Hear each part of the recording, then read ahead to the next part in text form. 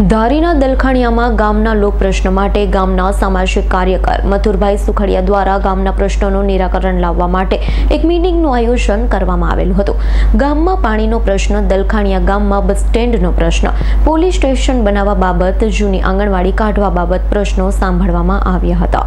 ધારીના દલખાણીયામાં ગામના લોક પ્રશ્ન માટે ગામના સામાજિક કાર્યકર મથુરભાઈ સુખડિયા દ્વારા ગામના પ્રશ્નોનું નિરાકરણ લાવવા માટે એક મીટિંગનું આયોજન રાખવામાં આવેલું હતું।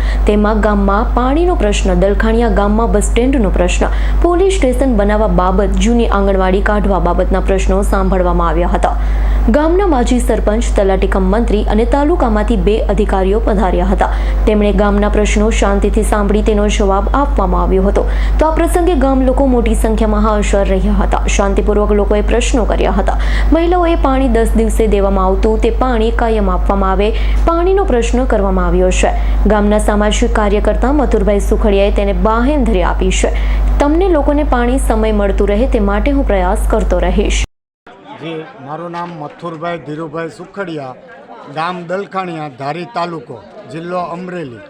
આજે રોજ અમારા ગામના જે જરૂરિયાતના પ્રશ્નો હતા કે પાણીના, રોડના, લાઇટોના, એ પ્રશ્ન બાબતે અમે ગ્રામજનોએ ગામના દરેક નાગરિકોની વચ્ચે અને જે તે લગતા અધિકારીઓની હાજરીમાં અમે મિટિંગનું આયોજન કર્યું હતું।